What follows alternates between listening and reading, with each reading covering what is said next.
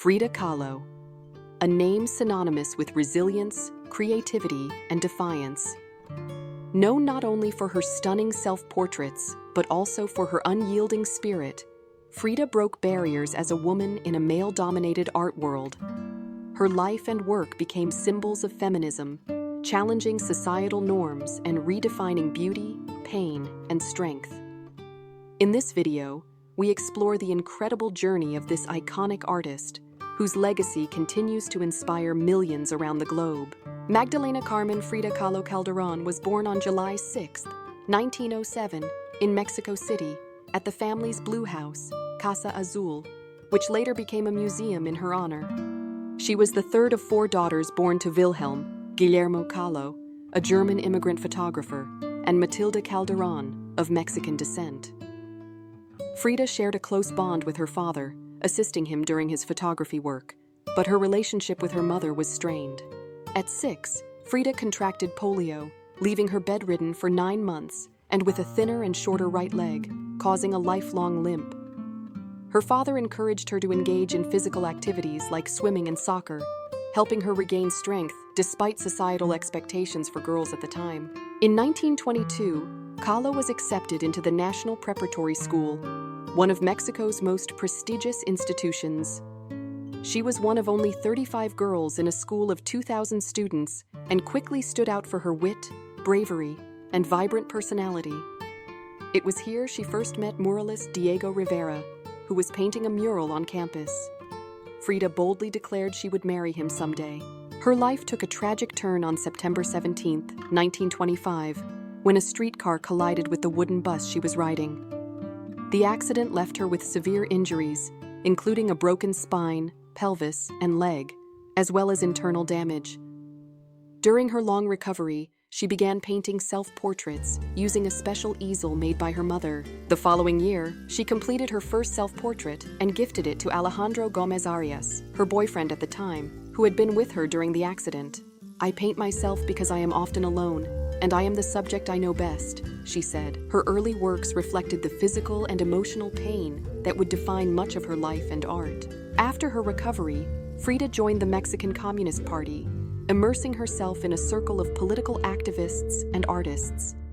At a party in 1928, she reconnected with Diego Rivera, who admired her art and encouraged her to continue painting.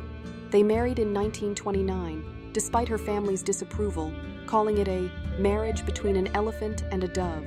Despite her mother's disapproval, Frida's father supported her marriage to Diego Rivera, recognizing that his wealth could provide the financial stability she needed for her medical treatments. Diego even paid off the mortgage on the Blue House, putting it in Frida's name, making it truly her home from that moment on. Their relationship was passionate yet tumultuous, marked by infidelities and fiery tempers. Frida and Diego moved to Cuernavaca, where she embraced her iconic Tehuana style, traditional dresses, bold jewelry, and elaborate hairstyles that became her signature.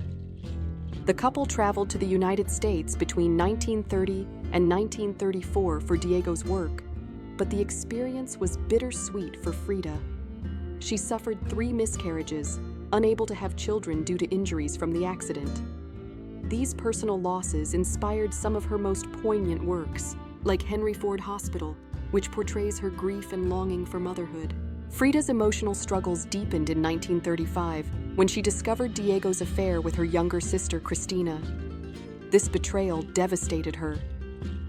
In an act of defiance and heartbreak, Frida cut off her long, dark hair, an emblem of her femininity and identity. She portrayed her pain through her art, including the painting "A Few Small Nips," which symbolized the emotional wounds inflicted by this betrayal. Their marriage was far from traditional. Frida had numerous affairs with both men and women, including revolutionary Leon Trotsky, photographer Nicolas Mouret, and sculptor Isamu Noguchi, as well as women like Jacqueline Lamba, the wife of surrealist André Breton. While Diego tolerated her relationships with women, her affairs with men fueled his jealousy. Despite their conflicts, the couple remained deeply connected, divorcing in 1939, but remarrying a year later. Frida's artistic career soared in the late 1930s. In 1938, André Breton, leader of the surrealist movement, organized her first solo exhibition in New York.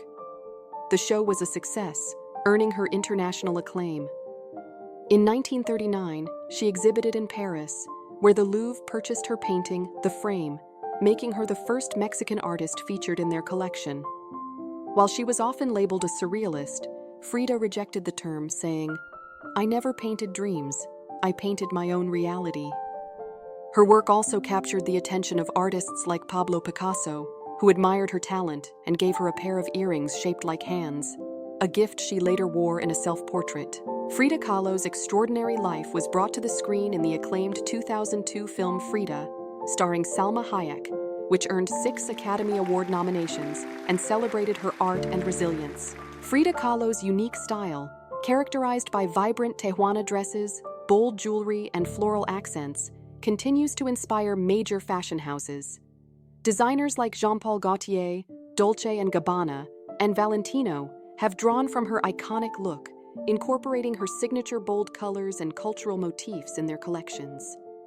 Frida's influence extends to accessories and footwear, with brands like Gucci and Christian Louboutin celebrating her unapologetic self-expression through their designs. By the 1940s, Frida's health began to decline. Despite these challenges, Frida's career continued to thrive. In 1944, she received the National Prize from the Ministry of Public Education for her famous painting, Moses. That same year, she underwent multiple surgeries and wore corsets to support her spine. Despite her pain, she continued to paint and teach. In 1953, Frida's leg was amputated below the knee due to complications from her accident injuries and infections.